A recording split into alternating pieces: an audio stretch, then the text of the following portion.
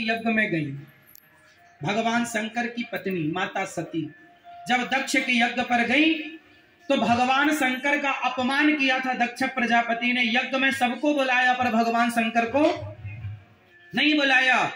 भगवान शंकर ने कहा कोई बात नहीं, ससुर जी नहीं बुला रहे, कोई बात नहीं, आप हमें नहीं बुला, कोई बात नहीं।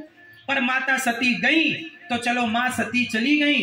माता सती को गुस्सा नहीं आया अपने पति पर, अपने पिता पर कि मेरे बाप ने मुझे नहीं बुलाया, मैं बेटी हूं इस घर की।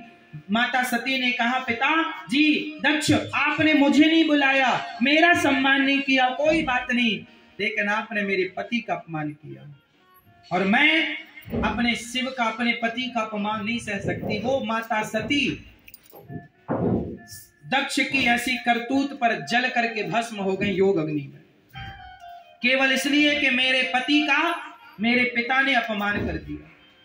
पतिव्रता नारी वो होती है जो स्वप्न में भी कभी अपने पति का अपमान ना करती ना होने देती कभी। जो अपनी मां से अपने पति का अपमान कराए।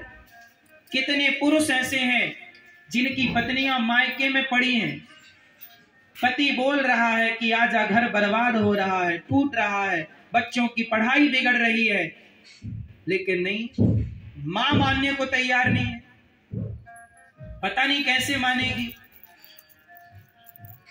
इसलिए जो माएं इस तरह की होती हैं वो अपनी बेटी का घर बर्बाद ही करके छोड़ती हैं।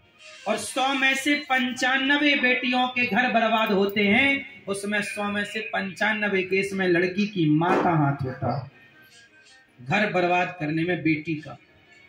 इसलिए आप यदि बेटियां समझदार हो तो आप अपना भला चाहती हो और अपनी माँ का, तो ससुराल में अपने पति को ज्यादा समय दो। सास तुम्हारी माँ है, ससुर तुम्हारा पिता है, अब तुम्हारी भौजाई को करने दो वहां की सेवा। बैलेंस बना के चलना पड़ता है।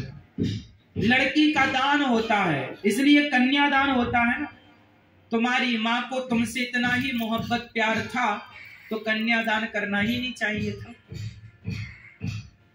और किया है तो दान कर दिया, तो मोह खत्म करो। तुम्हारे इस मोह के चक्कर में किसी का घर बिगड़ जाता है।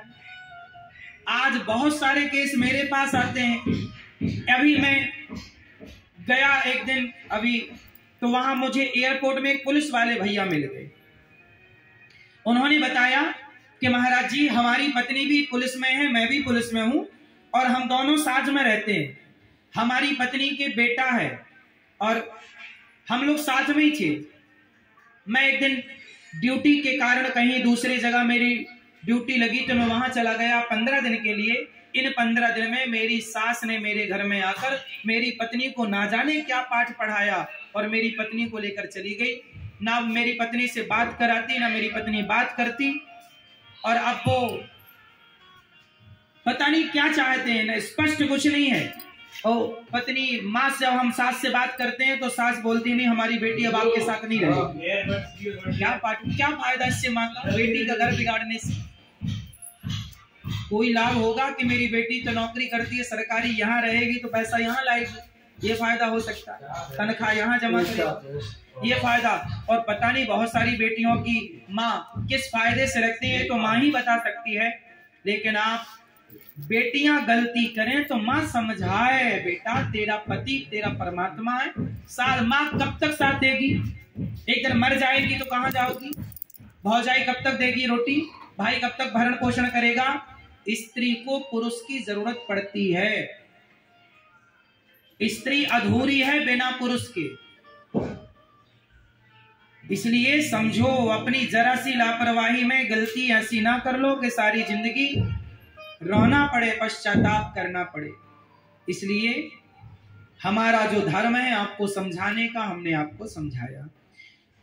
अब अखबार हम पढ़ रहे थे, बाहर लोग रो रहे, बाहर जाकर देखा है यमराज जी, अब सब लोग रो रहे, पर हम क्या कर सकते थे। तब हमने भगवान से 1 मिनट का टाइम मांगा। जब आपके पास समय नहीं होगा तो आप क्या चाहेंगे, हे भगवान 1 मिनट। जब आपकी पूरे टाइम खत्म तो 1 मिनट की कीमत समझ में आएगी कि 1 मिनट में क्या बचाएं, क्या करें, क्या कहें। तब हमने भगवान से कहा, भक्तों